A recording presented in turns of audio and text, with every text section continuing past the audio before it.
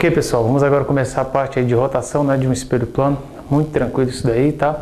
Inicialmente eu vou considerar um espelho plano aqui na horizontal, este espelho plano. Eu vou falar que esse espelho plano ele está na posição 1, tá ok? Vou colocar um raio de luz de maneira vertical, tá certo? De maneira vertical. Está aqui a reta normal. Pergunto a vocês, quanto é que vale o ângulo de incidência? Diz aí pra mim, quanto é que vale o I? E aí? 90 graus? Cara, pelo amor de Deus, cuidado com isso daí, galera. Ângulo de incidência e ângulo de reflexão não é com a superfície. Se você falou 90 graus pensando aqui, ó, neste ângulo que o raio incidente está fazendo com a superfície, você errou, você vacilou, tá? Na realidade, não é o ângulo com a superfície, é o ângulo com a reta normal. É ângulo de incidência, ângulo que o raio incidente forma com a reta normal. Isso a gente viu lá nas leis da reflexão. Então tem que ser com a reta normal. Perceba que este raio incidente, ó, ele coincide com a reta normal. Se ele coincide com a reta normal, ele não forma ângulo com a reta normal. Tá? Então a gente pode falar que o ângulo de incidência nesse caso aqui vale 0. Então repare, eu vou repetir. Perceba que o raio incidente ele está passando sobre a reta normal. Está passando sobre a reta normal. Ou seja, não existe ângulo entre eles. Se não existe ângulo entre eles, o ângulo de incidência é 0. Mas espera aí, se o ângulo de incidência é 0, quanto é que vale o ângulo de reflexão? Espera aí, isso aí nós vimos lá na segunda lei, né, da reflexão, I era igual a R, né? Ângulo de incidência é igual ao ângulo de reflexão. Então, se o ângulo de incidência vale 0, ou seja, o ângulo anormal vale 0, o ângulo de reflexão também vale 0. O ângulo que o raio refletido vai formar com a reta normal também vale 0. Então, logicamente, o raio refletido ele vai voltar desse jeito aqui, ó, o raio refletido. Tá aqui, ó. Este aqui é o que eu vou chamar de raio refletido 1. Raio refletido na primeira posição, tá? Na primeira posição aqui, ó, quando o espelho estiver nessa posição 1. Então tá bom. Não tinha sentido você pensar, por exemplo, ó, que o ângulo de reflexão ia ser um ângulo diferente. Não faz sentido, ó. Não tem nada a ver. Se você colocou o raio de luz incidindo de maneira vertical, você não poderia pensar que o raio refletido ia sair assim, né? Inclinado, pelo amor de Deus. Ângulo de incidência ele vale 0, o ângulo de reflexão ele vale 0, tá? Ângulo de incidência igual a 0, ângulo de reflexão igual a 0, segundo a lei da reflexão, tá? O que é que eu vou fazer agora, pessoal? Eu vou dar um giro neste espelho plano.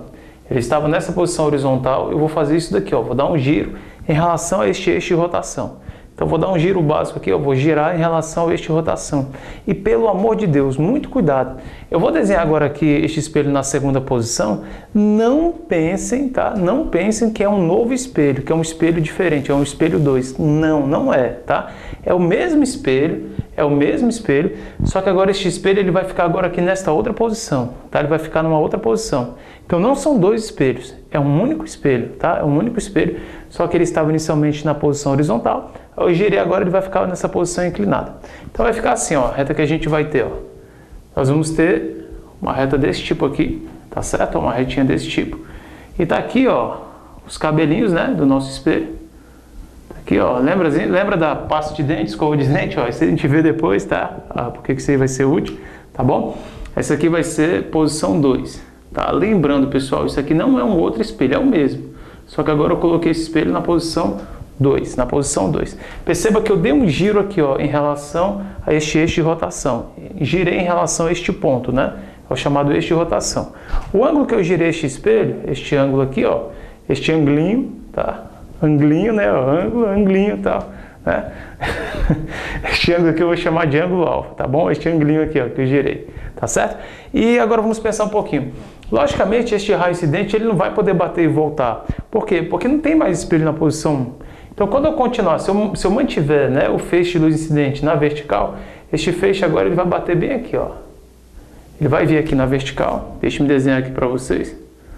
Aqui, ó, ele vai vir aqui na vertical, vem na vertical, vem na vertical. Ele vai tocar o espelho neste ponto bem aqui.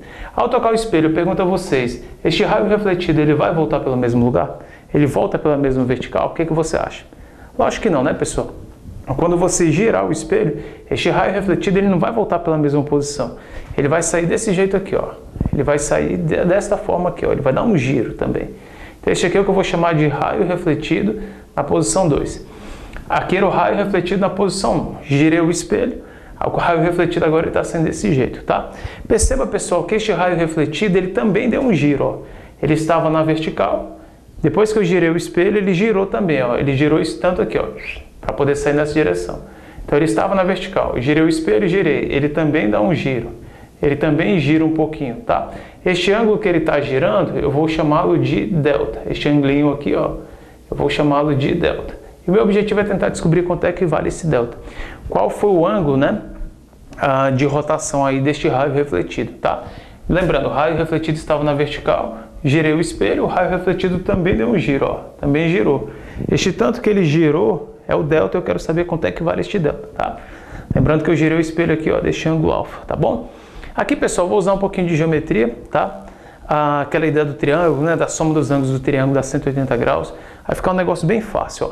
Perceba que este triângulo aqui que eu formei, ele é um triângulo retângulo, ó. Aqui vale 90 graus, né?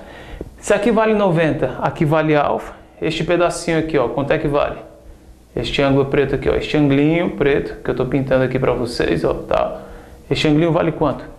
Diz aí. Fala. Não? Não é fácil de ver, não?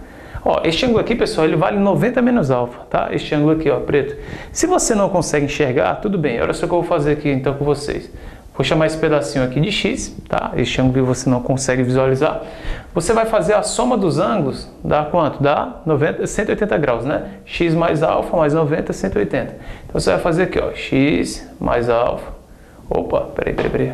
Viajei um pouco. Vamos aqui, ó, x mais alfa, mais 90, a soma dos ângulos, ó, tem que dar quanto? 180. Bacana. Passa o 90 para o outro lado, ele vai como? Ele vai negativo. Então vai ficar assim, ó, x mais alfa, 180 menos 90, 90. Beleza. Vou passar o alfa para o outro lado, ele vem como? Ele vem negativo. Então vai ficar x é igual a 90 menos alfa. 90 menos alfa. Então este anglinho aqui, ó, anglinho, né? Adoro, cara, falar em anglinho, ó. Tá aqui, vale 90 menos alfa, ó, 90 menos alfa, tá? Nós vimos lá na reflexão, uma coisa que eu falei que era importante para vocês, toda reflexão, pessoal, ângulo de incidência é igual ao ângulo de reflexão. Mas os ângulos de fora, eu falei para vocês, chamei a atenção de vocês, eles são sempre o quê? Sempre iguais. Então, o I é igual a R, os ângulos de dentro são iguais, mas os ângulos de fora em toda reflexão, eles são iguais. Então, se aqui é um ângulo de fora, este outro carinha aqui preto, ó, também é um ângulo de fora, ó. E os ângulos de fora também são iguais. Se aqui vale 90 menos alfa, aqui vale quanto? Ó? 90 menos alfa também, tá? Em toda reflexão, os ângulos de fora, eles também são iguais. Isso foi uma conclusão que eu tirei com vocês lá na parte de reflexão, tá? Não vacila com isso, isso é uma coisa importante. Os ângulos de dentro são iguais, I é igual a R, que é a segunda lei da reflexão, certo? Mas os ângulos de fora também são iguais, tá? Então, se aqui vale 90 menos alfa, aqui também vale 90 menos alfa, tá bom? Qual a relação que a gente pode tirar entre esses três ângulos agora, ó, esses dois pretinhos e o ângulo L delta? É só você lembrar que isso aqui é um ângulo raso. E o ângulo raso ele é um ângulo de 180 graus. Ou seja, eu posso somar, ó, 90 menos alfa, né? Mais delta, tá aqui, ó, 90 menos alfa, mais delta, mais 90 menos alfa, ó, mais delta, mais 90 menos alfa. Tem que totalizar quanto isso daqui tudo? 180 graus, tá bom? 180 graus. Aqui vai ficar, ó, 90 mais 90, 180. Vou passar para o outro lado. Menos alfa com menos alfa, menos 2 alfa. Então vai ficar assim, ó, menos 2 alfa mais delta é igual a 180 que eu já tinha, aqui, ó, né? 90 mais 90 é 180. Passo para o outro lado, ele vem negativo, ó, menos 180 graus, tá? Logicamente, esse pedaço aqui vai dar quanto? Ó? Vai dar zero, né? Vai dar zero, então vai ficar assim, ó. Menos 2 alfa mais delta é igual a zero. Se eu passar o menos 2 alfa para o outro lado, a gente chega à seguinte conclusão, que delta é igual a 2 alfa, ó. Delta é igual a 2 alfa, tá bom? Tá aqui, ó. Conclusão tranquila, conclusão fácil de tirar. Então, vamos anotar essa conclusão para a gente poder dar uma analisada nela, ó. Chegou à conclusão de que delta, né, ó, delta vale 2 vezes o ângulo alfa, vale 2 alfa aqui, ó, delta é igual a 2 alfa, tá? O que é o delta? Vamos anotar ali para vocês, para quando você estiver estudando, você ficar tranquilo nas questões, tá?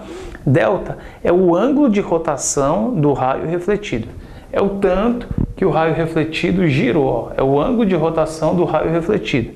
O que é o alfa? É o ângulo de rotação do espelho, é o tanto que você girou o espelho, tá bom? Então vamos colocar delta. Vou colocar aqui para vocês, ó, delta, coloca assim, ó, ângulo de rotação,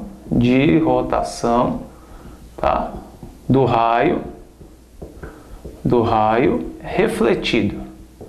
É o tanto que o raio refletido gira, tá, pessoal? Resumindo, é o tanto que o raio refletido gira. Vamos colocar aqui o que é o alfa. A alfa, bota assim, ó, é o ângulo de rotação, tá? Aqui, ó, do espelho plano.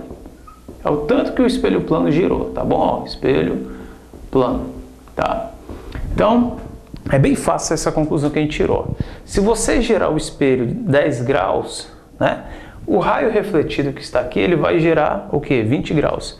Se você girar o espelho 30 graus, o raio refletido que antes estava nessa posição, ele vai gerar o dobro, vai gerar 60 graus.